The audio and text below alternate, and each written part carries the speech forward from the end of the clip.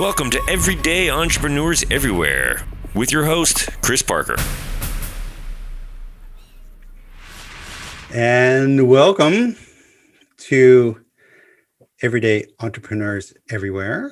This is Chris Parker, and I'm having a conversation with Maarten Lens-Fitzgerald for the second time, because the first time we lost completely when the laptop blew up. So, Maarten, welcome back. Although no one has seen your first one, that's a whole other story. And Maarten is currently a voice evangelist. And the reason I say currently is he is a emerging technology evangelist over his career. And, I think you have some better words for that as far as movement maker and some other things like that I'm sure we're going to get into. So, Maarten, thank you for joining. I would love to hear from you in your words. What is it that you do and why do you do what you do? Thank you first off for being here.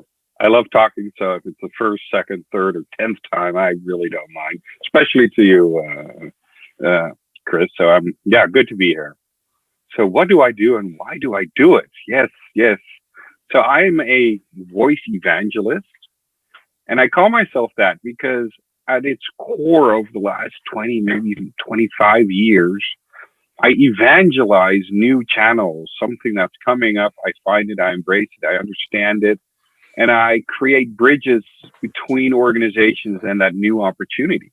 It's always media. I started out with web, then I did email database marketing kind of stuff, profiling. Then I did mobile, then I did augmented reality, and now this. And through the years, I really built up the experience of how this works, what is needed from the organization side, from the channel side. And specifically, if you go even more meta, it's about change. And how do you get something that works for everybody and that holds? And that's one of the things that I really like doing, is not just bringing that new shiny thing and creating opportunity, but creating something that organization or that lasts within the organization.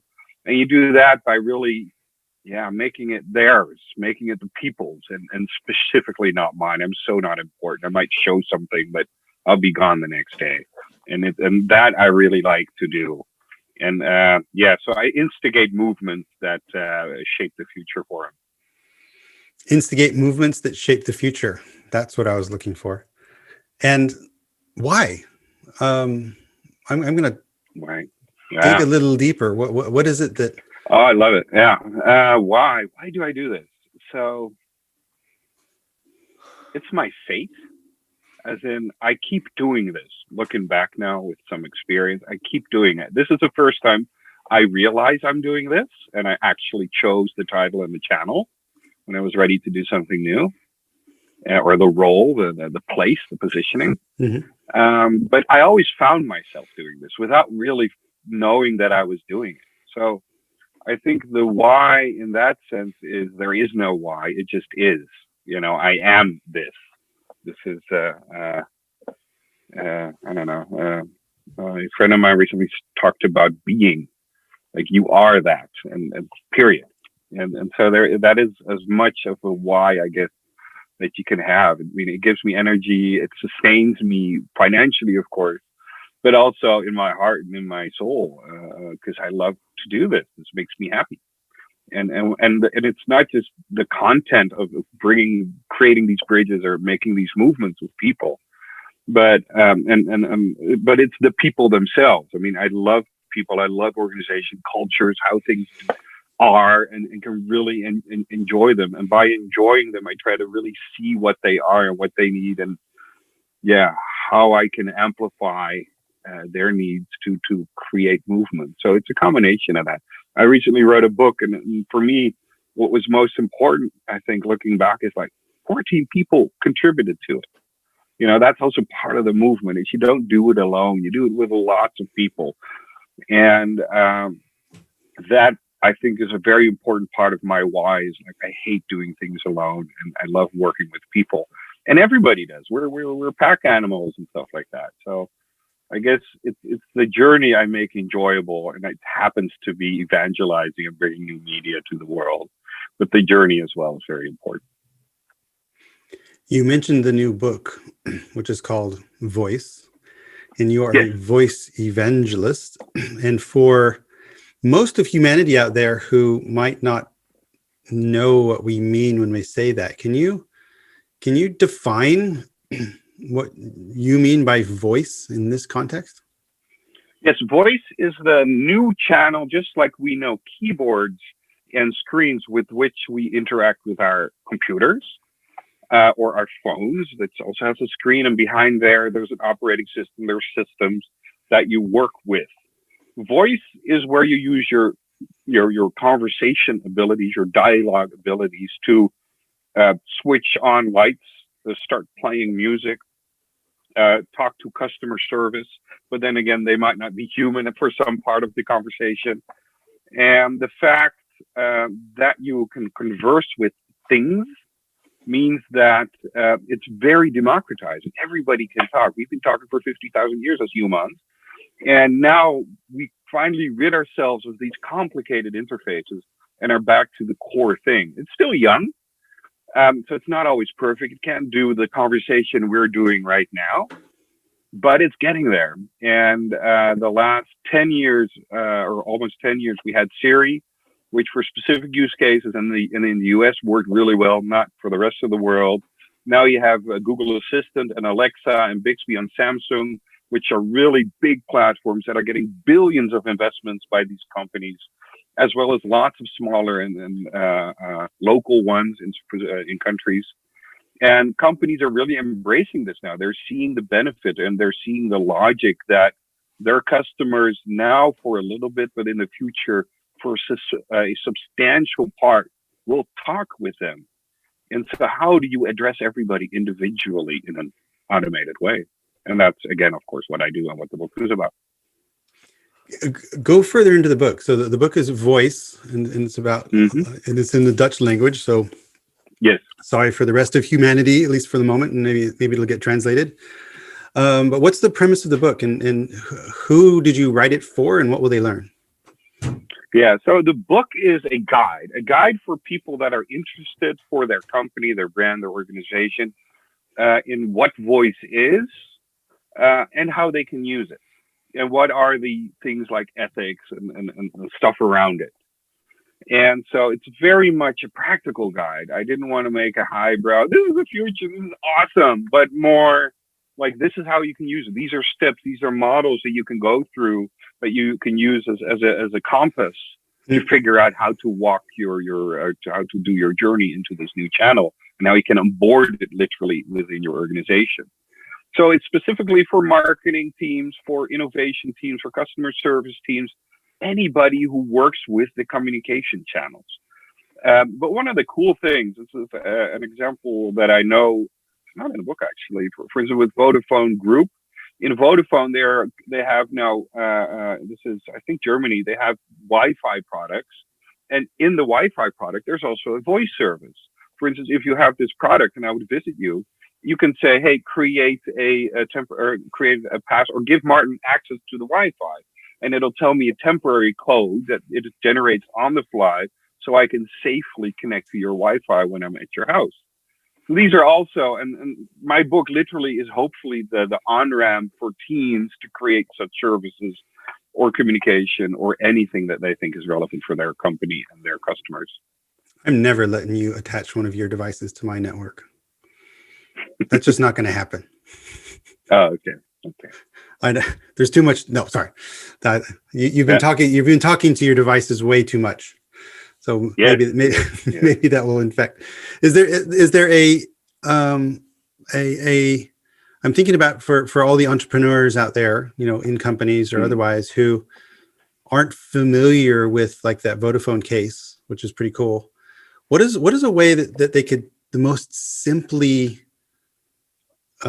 experience this, like go get and talk to Alexa somehow and ask certain things? What would be the most simple, achievable, mind-blowing experiment they could run? Well, get Philips Hue or get an electronic light or even a plug. I have them lying around, not here. But get a simple plug and connect that with your Wi-Fi to your voice assistant, which is just an app on your phone at the start if you need to be, if you don't want to buy a speaker. And those little plugs, they're €10 or $10 on Amazon. They have their own native products. And you put it on your lights. Like, for instance, now, in the morning, I say Merry Christmas, and the 3 plugs that I hooked up to that command all go on. So, including the one on the roof with the reindeer and all that. And that's literally magic. And it also says Merry Christmas, because I made it do that. And those kind of things really show you the magic. And one key thing, what I really like about voice is it works well when you have a magic moment. So you as an organization, you make, for instance, I'm just getting something here. You make glasses, for instance. And so what can you do with voice and glasses? Well, people, I mean, these are my reading glasses, and sometimes they're lost. So why not make a voice service? Where's my reading glasses? You can do that with Bluetooth or whatever, the simple Bluetooth version. You can hook that up to a system, and that talks to your device. And you can say, hey, Google, where's my glasses? And it can tell you, oh, it's, I don't know, 3 meters that way, 3 yards that way. And it's about that magic moment. Every product has this magic moment where the context, what your situation is as a customer, as well as that product, really are like diamonds, are like, yeah, this is actually worth $1 million instead of the $10 I paid for these glasses or whatever. And I think lots of marketeers today don't really think about their magic moment. They just kind of push the stuff out and hope that people buy it. And in the old world, that was enough, but not in the new world. In the new world, you really need to understand who your customer is. You need to understand their needs.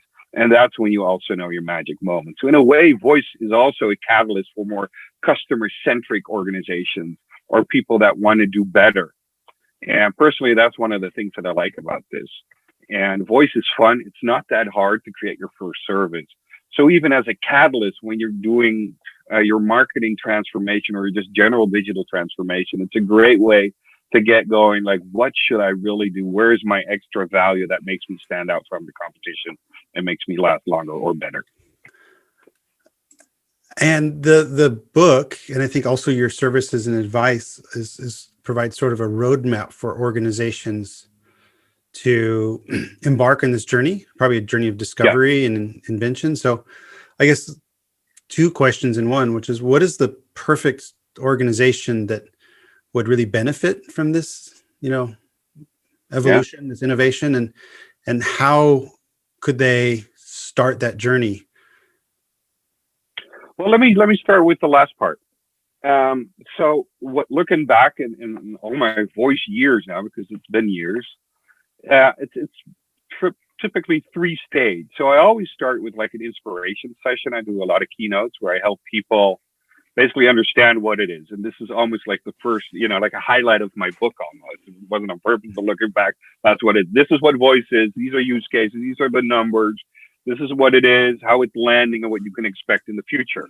And privacy and stuff like that. And once they did that, a couple of the companies I get to know really want to go further. And with them, I do a design sprint mostly. So in 5 days, we start working on prototypes. For instance, now I'm working with 8 care organizations in the South to create voice, or to find voice magic moments, if you will, around people in the care home where the people there are living. And yeah, basically we do 5 days of sprinting, and we create prototypes which we can then develop further. And that's also then my 3rd stage is implementation, actually coding it, making sure that people or that it's integrated within the company. By the way, I don't do this alone. I have a network of people as specialists through my various network activities that I do that are really good at this, sometimes niche work. And those 3 steps is what I keep rolling out.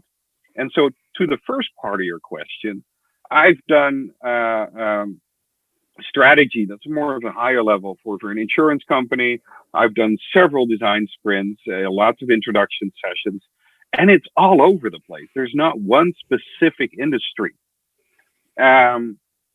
It's for instance, Talpa Radio. I mean, Yeah, they did a lot themselves, of course, but they're also the character of a company that know it themselves. So that was just helping them with the introduction and understanding it. And for the rest, they rolled themselves out. But that's a very specific case. You have consumer companies where they create things like coffee machines. So those are very long, processes that you go through, and also some of them are very classically inclined. So they like the idea, but their movement might take a couple of years. So, from a personal perspective, every company, every organization, every brand will look at voice in their own way. And that has to do with how they can apply it, as well as what their own character is and state is. State as in towards change and transformation. Where are they in that journey? Character is, for instance, like Talpa. I characterize them as a company with a lot of ego and they can do things themselves. Others, like governments, they don't really know. They ask a lot of questions and and so all those different viewpoints around voice provides everybody with their own on-ramp. And that is, again, what I like so much. It's like finding what is your recipe? What is that magic touch that you need to really get going that fits and lasts? Nice. And knowing you for quite a while, a couple of years now, you're not only evangelizing with the organizations based on what voice is possible now, you're also really driving in some areas the future of voice. And one of the things you introduced me to was the OVN, the Open Voice Network, which is a international group of experts around this, which are really looking at, well, literally the future of this as a technology, as a stack, as interoperability, use cases. It's a really impressive group of people. Can you say a little bit about the Open Voice Network and what they will be collectively providing to the movement in the space? So the OVN network is a open organization. So it's based on the Linux Foundation. So it's not a commercial intent and stuff like that. They are sponsored. They are commercial sponsors, and Target, Microsoft, large organizations are involved. And together we aim to really create the basics that everybody needs to happen to be a mature medium or channel. So we're talking about what are privacy standards, what are standard components, and how should they interact together of the enterprise setup. What are the security implications? What are design principles that everybody should adhere to? Ethics as well. And I think over 50 people in various work groups are now creating and thinking out all these steps to validate and hopefully at one point the coming year go literally to an RFP level, request for proposal for standards, so that people can, the world can embrace it. And it comes down to the fact that voice needs trust, for instance. There's so many new things, there's so much distrust. So how do we ensure that this channel emerges well? And this is why I'm really involved, because that's the only thing I do. I mean, I love working with customers and people, but also I like to make sure that it goes well in a holistic manner. And unfortunately, I'm not too commercial, as in, so I won't do it for me. I'll do it for the common good. And that is kind of like what is in there. And so not only am I there, the ambassador, and I'm leading the security work group, I also just started in Holland the Spraakcoalitie, the Dutch speech coalition, which is inspired kind of by my work over at the OVN, where together we are now seeing research, what can we do together to create a better business? So the local language here and dialect specifically are not that well modeled within the large platforms. Also, not everybody likes a dependency locally here on the big platform. So with organizations like Albert Heijn, KPN, the MPO, whom I initiated this, but also universities and also the VAG, for instance, we are now exploring what could we do together. And hopefully next year that will be an organization almost similar to the OVN, but they're more local and working specifically to create assets that we can use as commons within the voice industry that lifts the whole industry up better. I have also a third initiative. This is my first one, which got a lot of attention, which is where I work with older adults. And together with them, I'm exploring how can voice help them to do better in whatever way. Feeling less lonely, which is an issue, being longer independent. And we did a lot of research there, which started it all off. Literally, they already talked to devices, which was very interesting. 1 in 5, 2 years ago, 1 in 5 older adults talked to a device already. With COVID, we gave away 10,000 speakers, and 71% of those said that their lives bettered or are better because of it. And so lots of good numbers. The last one I do with Google and the local AARP and some others. So that way I try to really, how do you say that? When you have your car and you need to fix a wheel, what do? You the cake in Dutch. Elevate. Elevate. Thank you. I try to elevate the channel. Yeah, here locally as well as internationally. That is that Project Silver is incredibly meaningful because it's these are people who otherwise might not be able to take advantage of some of these technology advancements, and it's some of the possibilities that literally they just wouldn't know about unless projects like this confronted them with not only the asset but also the awareness and knowledge of how to use it. So I think it's brilliant. What does the future of that program look like, or how will that spread, I think, around the world? Well, that's interesting because so when we started 2 years ago, it was really clear. Let's do research. Let's start some projects, which we did. And what is, to me, apparent now is that voice as a channel and all the people and organizations around it are really seeing that inclusivity is like a part of it. With mobile, that wasn't really the case when that came up, or the web. Well, the web maybe with the techno hippies in the beginning, liberate information and stuff.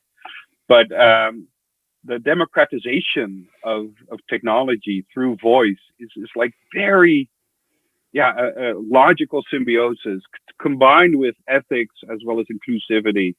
And there is something there. I haven't figured out what. So that is, I think, very interesting that it's not just architects or whatever determining the future of this channel. There's lots of other people. It's the most humane channel ever. So as far as Project Silver, we're thinking about it, what we're going to do. On one hand, we become a research institute because we have literally 10,000 people, or a really large group within that, who really want to help figure out what to do next and how to do it technically or as a service. I'd love to build it out internationally. And so there's lots of paths to go there. And the coming weeks, actually, we'll be working that out. Practically, we have one of the most fun projects planned out, which will soon happen, which is where we're going to do a shoot for good open source pictures of older adults in a non-stigmatized manner and smart speakers. What do you mean they'll be posing with smart speakers in a fun way? Because I found out there's hardly any good content to use when you're working with this subject. So just again to elevate this subject, like just provide material so people can use that. And you don't see these standard materials reused. I think Alexa has 1 or 2 pictures with an older person, but and really go multicultural, and inclusive, but that's more of a creative production project that I'm looking forward to. Fun, and also meaningful, and the inclusivity is I can see that it's a dimension that it's enabling inclusivity that perhaps otherwise there were more obstacles perhaps before. So you are the facilitator of the security group of the OVN, and you and I and others have had a lot of interaction recently on privacy and security and voice.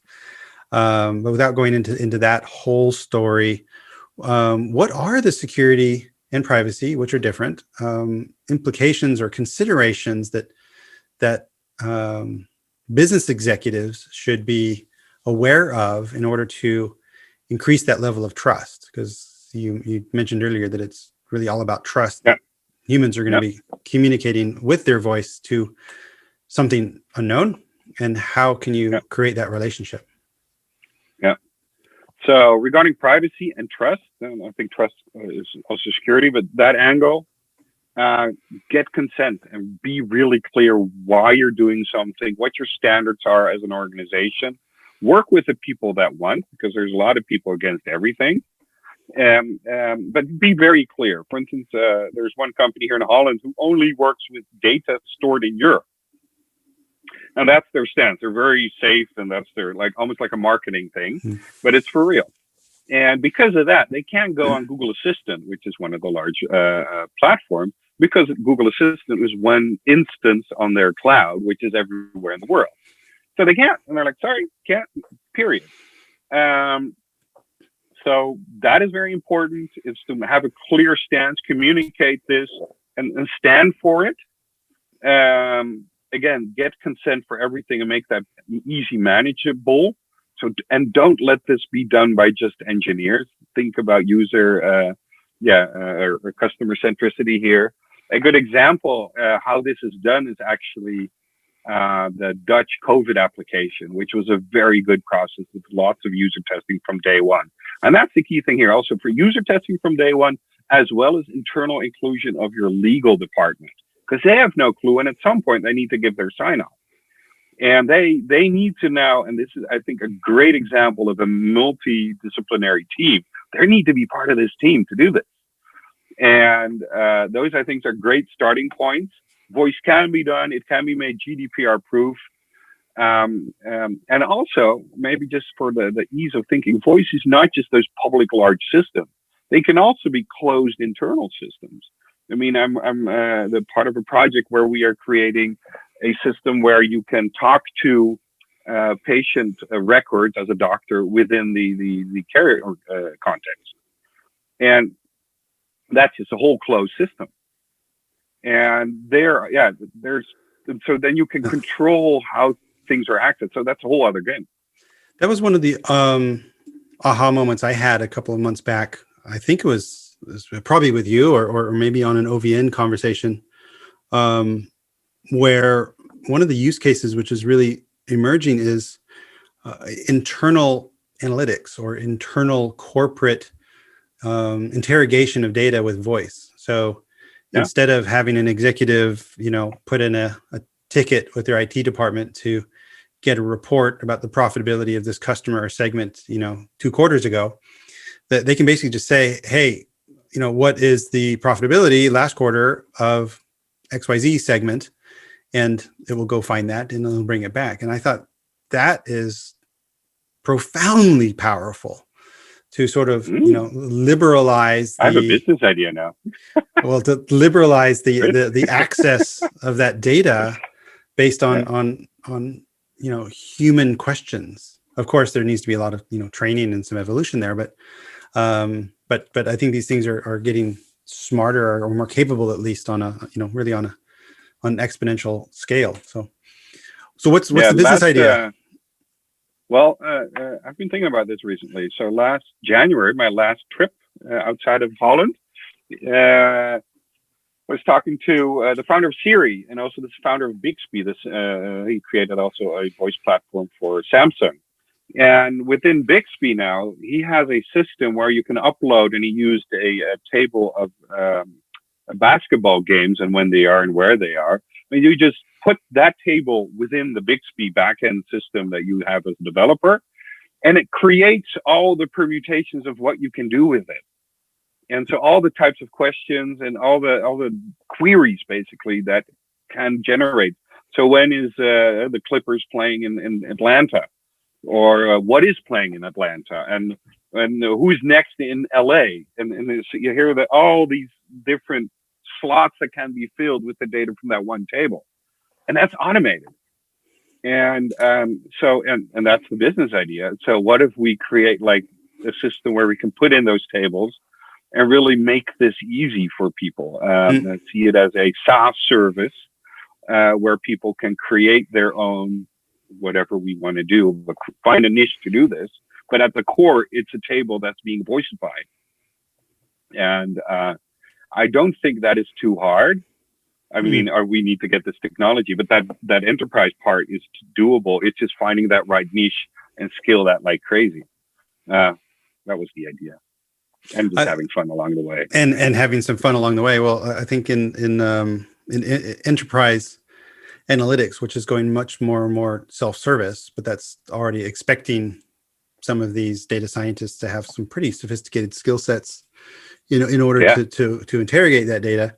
If you take it just one step further, once you have the data sets prepared, then you can put this voice interaction that allows a more human, not that data scientists aren't human, but you know what I mean, more human interaction capability. So yeah, cool, love it. I have an example there. Yeah. So yesterday I asked my publisher, how's my book doing? And she opened up something I heard on the phone, and you have so many and this and that. Oh, I don't know that bookstore. They ordered some. And I'm like, this is that table. And why do I need to call the publisher? Her time is way too precious. And of course they had an online system, but what if you can automate that? Same as with my podcast. I have my own podcast, a broadcaster here, BNR. I don't have access. And it's a table at one point. So yeah, let's make the table Voiceify system thingy to do this.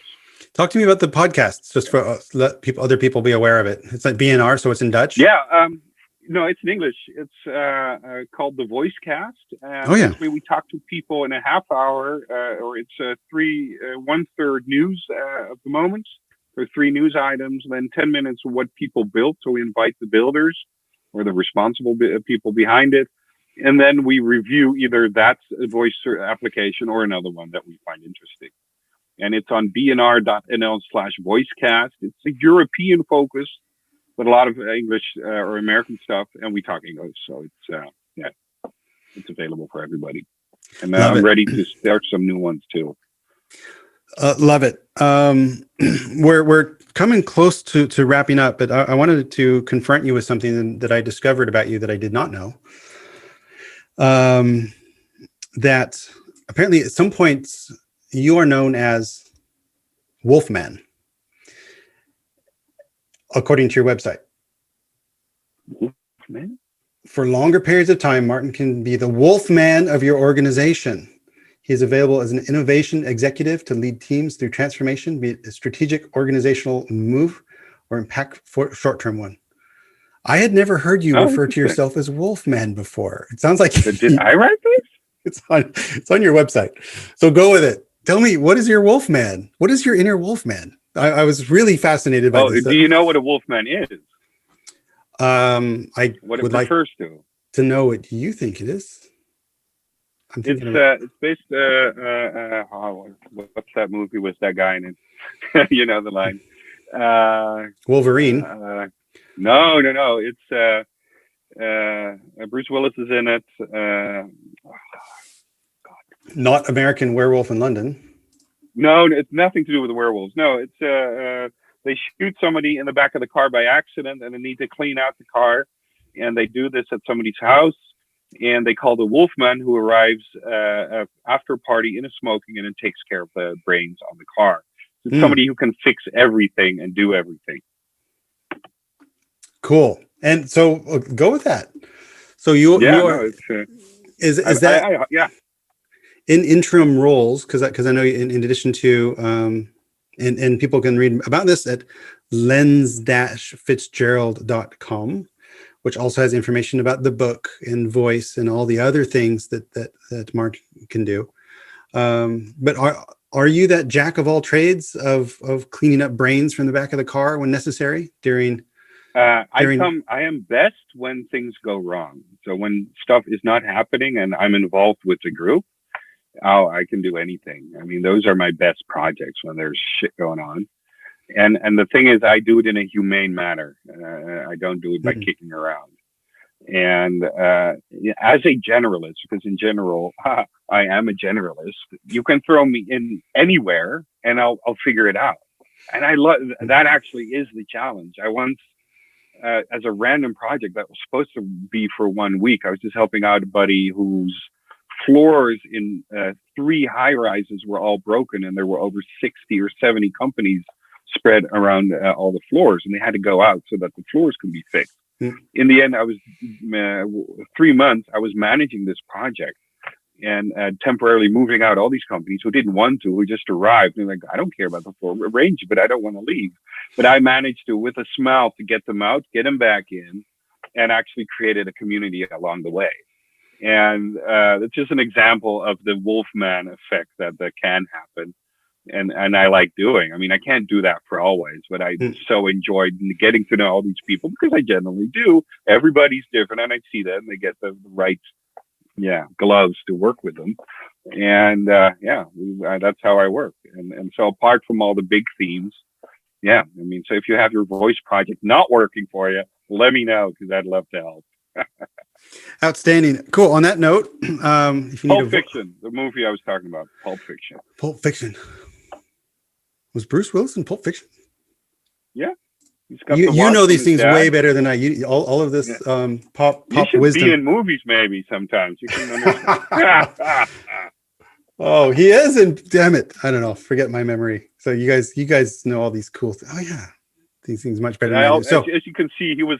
I didn't tell you the main actors. That would smell to my thinking. I know everything around it, but Pulp Fiction. So if people are looking for a Wolfman to create a movement, instigate a movement, particularly around voice in their industry or in their organization, then you can find Maarten at lens-fitzgerald.com, or obviously on LinkedIn.